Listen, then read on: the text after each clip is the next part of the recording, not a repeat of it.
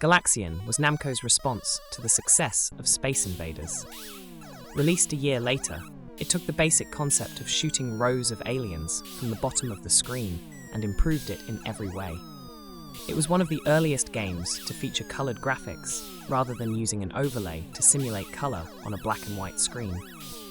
The alien sprites are in multiple colors, as is the scrolling star field in the background. The sound is pretty good too, though definitely not as memorable as Space Invaders. The Galaxians gather in formation across the top of the screen, while you can move your ship, the Galaxip, across the bottom trying to shoot them down. You can only have one shot on screen at a time. The Galaxians attack by swooping down towards the bottom of the screen, releasing bombs as they go.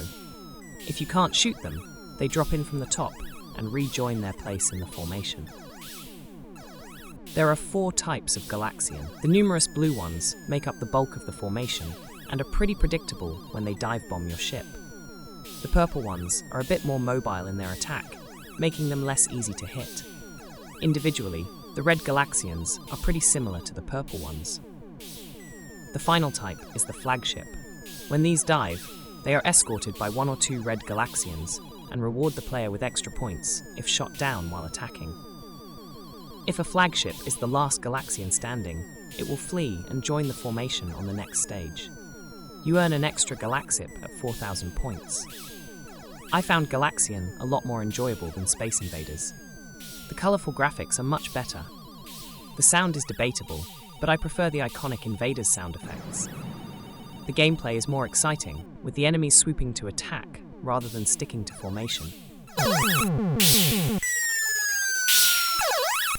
Atari won the rights to produce home conversions outside Japan under their own label for the Atari 2600 and 5200, while using the Atari soft label for other conversions.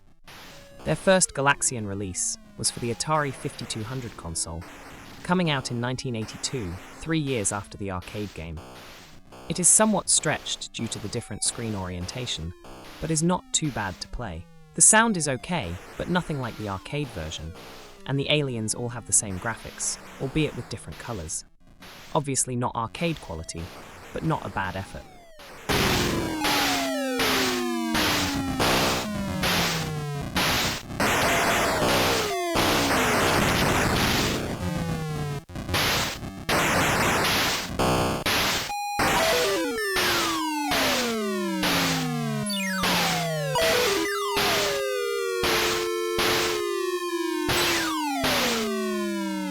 The Atari 2600 conversion of Galaxian came out in 1983.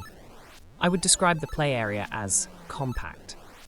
The low resolution doesn't allow the full arcade experience. However, the sound and graphics are not bad, all things considered. One thing it does have that the other versions don't is a rather quite ridiculous 9 difficulty levels.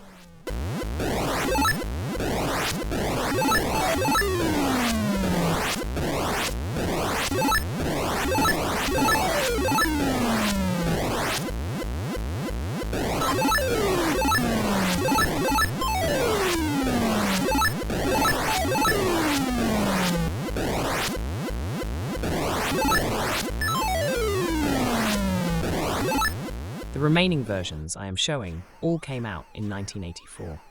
First up is the Colecovision Galaxian, which was published on the Atari soft label, and it simply puts both the Atari console versions to shame.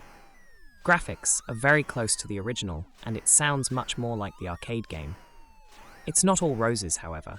One thing the arcade machine does is momentarily pause the aliens when a shot misses them to prevent the top rows of aliens being hit before the bottom.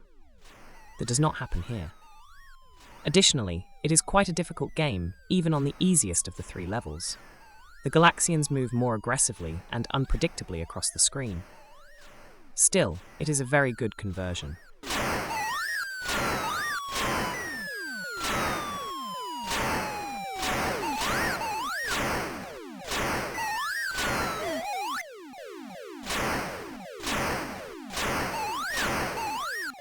From the sublime to the ridiculous with the VIC-20 Galaxian. Okay, so the sounds are quite good, but that's about it. It doesn't really play like Galaxian. It's too fast and too easy, and the enemies are not recognizable as Galaxians. It's a neat little shooter for the VIC, but it is easily the worst conversion here.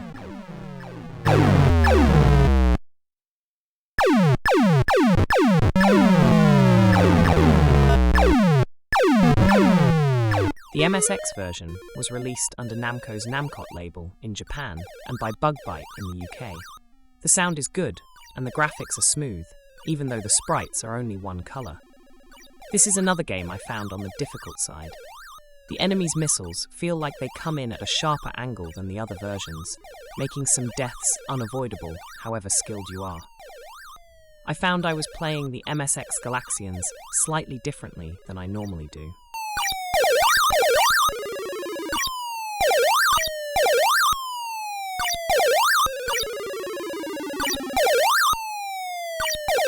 Another Atari soft conversion, this time for the Sinclair Spectrum. This is not the sort of game that suits the Spectrum. And it shows. All the sprites are the same except for the colour. They flicker, and there is some colour clash. Due to the hardware limitations, the sound is not great. If anything, the controls are too responsive, a lot faster than the arcade machine. This is one of the weaker conversions. Props for including the scrolling background, though.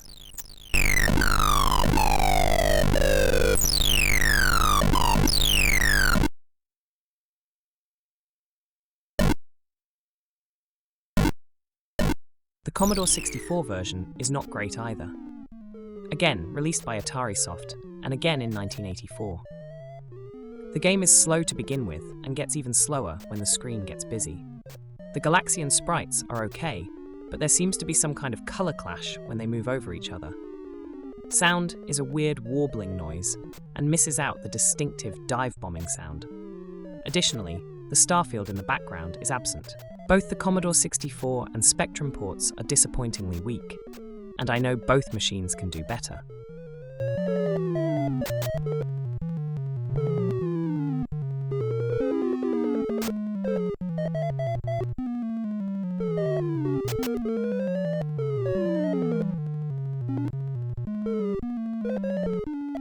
Finally, we have by far the best version, which is for the Nintendo Famicom.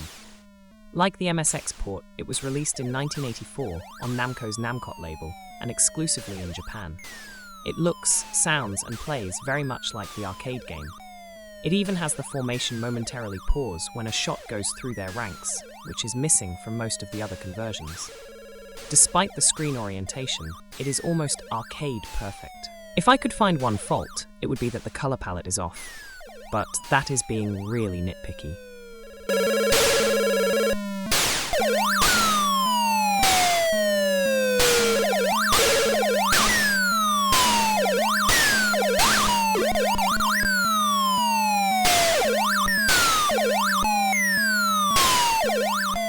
So there we have a classic arcade game, and a mixed bag of conversions if you wanted to play Galaxians at home. I have to admit to owning the Spectrum version, even though it was not my type of game back then. Now I know why I didn't remember it at all. Until next time, cheerio.